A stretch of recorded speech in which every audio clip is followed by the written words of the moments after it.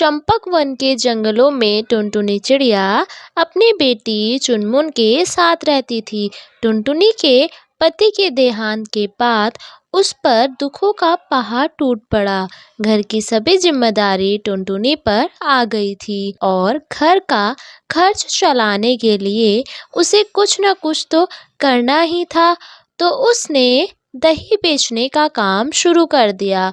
वो गांव भर में घूम घूम कर दही बेचा करती थी। टुनटुनी सुबह से दही का मटका लेकर गांव भर में दही बेचने निकल पड़ती थी। दही ले लो दही, ताजा मीठा दही ले लो। टुनटुनी चिड़िया का दही बहुत ही मीठा और ताजा होता था। गांव के पक्षियों को उसका दही बहुत पसंद आता था।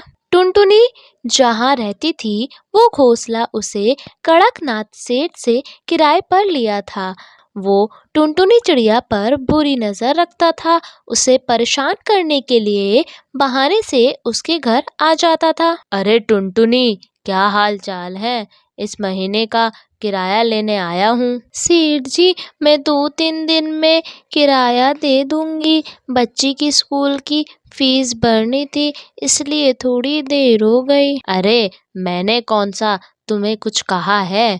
तुम किराया कभी भी दे दो, बस मुझे अपने हाथ की एक गर्मा गर्म चाय पिला दो। इस तरह सेठ उसे परेशान करते रहता था, पर टुनटुनी मजबूर थी, इस वजह से चुप रहती थी। कुछ दिनों बाद टुनटुनी के घोंसले के पास एक कौवी रहने आई। वो अकेली थी और उसका इस दुनिया में कोई नहीं था। बहन, मेरा इस दुनिया में कोई नहीं है और मुझे कोई ऐसा काम भी नहीं आता जिससे मैं पैसे कमा सकूं। मैं दही बेचकर अपना और अपनी बेटी का गुजारा करती हूँ।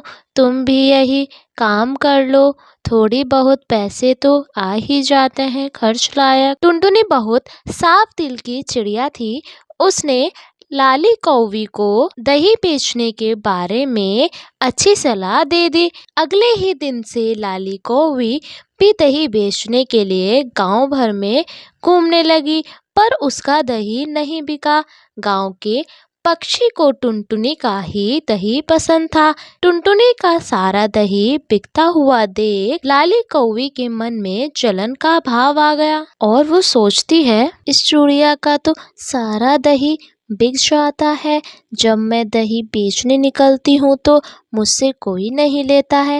एक दिन कड़कनाथ सेठ लाली कौवी के घर आया और सेठ लाली कौवी के दिमाग में गलत काम करने की सलाह भर जाता है। एक दिन की बात है, क्यों ना मैं अपने दही को टुनटुनी के दही से बदल दूं, इससे मेरा दही ज्यादा बिकने लगेगा और मेरी अच्छी कमाई भी हो जाएगी। इस तरह का विचार मन में रखते हुए अगले ही दिन जब टुनटुनी चिड़िया अपनी बेटी को स्कूल छोड़ने जाती है, तभी मौका देकर लाली कौवी अपना दही टुनटुनी चिड़िया के दही से बदल देती है और जल्दी से उसका दही लेकर अपने घर आ जाती है। घर वापस आकर टुनटुनी दही बेचने के लिए निकल जाती है। दही ले लो दही, ताजा ताजा दही, मीठा दही। तभी उसके पास बुलबुल चिड़िया आती है और टुनटुनी का दही खाकर उससे कहती है, अरे टुनटुनी, आज तुझे क्या हो गया? कल तो तेरा दही बहुत अच्छा था और आज तो ठीक से जमा भी नहीं है और ना ही मीठा है। टुनटुनी चिड़िया जहाँ जहाँ भी दही बेचकर आई थी, सभी जगह से उसे दही में शिकायत मिल रही थी और आज के दिन उसका दही बिका भी नहीं था। समझ नहीं आ रहा है ये क्या हुआ। मैं तो रोज की तरह अच्छे से दही जमाती हूँ, लेकिन गांव वालों को पसंद क्यों नहीं आया। उधर लाली कौवी का दही बिकना शुरू हो गया। इस तरह उसका काम अच्छा चलने लगा और कमाई भी होने लगी। लाली कौवी मन ही मन बहुत खुश थी। कुछ दिन यूं ही चलता रहा और लाली कौवी का दही बिकता रहा। टुनटुनी यह सब देखकर हैरान हो रही थी कि मेरा दही तो बिक नहीं रहा और गांव में लाली कौवी का सारा दही बिक जाता है। आखिर बात क्या है? कहीं इसमें लाली कौवी का हाथ तो नहीं है? टुनटुनी चिड़िया के मन में एक तरकीब आती है। वो जिस मटके में दही जमा रही थी उस पर नीचे की तरफ एक छोटा सा निशान लगा देती है और उसे हमेशा की तरह रख देती है और सुबह सुबह पानी लेने के बहाने घर से बाहर चली जाती है। तभी लाली कौवी मौका देखकर उसकी दही मटकी अपनी दही मटकी से बदल देती है।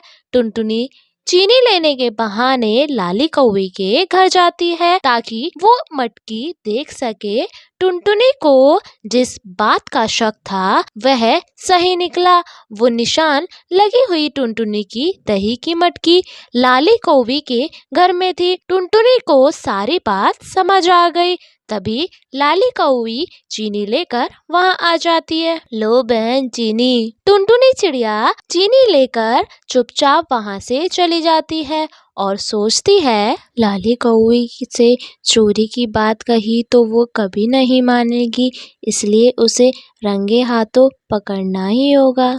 अगले दिन टुनटुनी चिड़िया अपने आसपास के कुछ पक्षियों को इकट्ठा करती है और उन्हें सारी बात बताती है और कहती है, बुलबुल बहन, मेरे साथ छिपकर लाली को रंगे हाथों पकड़ना होगा। हाँ हाँ टुनटुनी बहन, हम तो तुम्हें कब से जानते हैं। तुम्हारी दही में तो आज तक कोई शिकायत नहीं आई।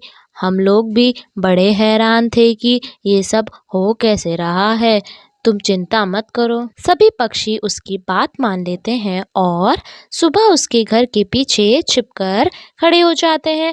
लाली कौवी जैसे ही टुनटुनी के घर से मटकी चुरा कर भाग रही थी तभी सभी पक्षी उसे पकड़ लेते हैं।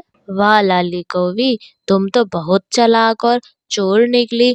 चुपचाप अपने पड़ोसी के घर में घुसकर चोरी कर रही हो, तुम्हें शर्म नहीं आई? सब पक्षी को देखकर लाली कौवी के हाथ से मटकी गिर जाती है। वो घबराकर बोलती है, मुझे माफ कर दीजिए, मुझसे बहुत बड़ी गलती हो गई है। लाली, तुम्हें इस घटिया हरकत की माफी नहीं मिल सकती। तुम इस गांव में रहने लायक नहीं हो। सभी पक्षी लाली को गांव से निकाल देते हैं और फिर से टुनटुनी का दही बिकना शुरू हो जाता है और वो हंसी खुशी रहने लगती है। तो बच्चों, कैसी लगी आपको ये कहानी?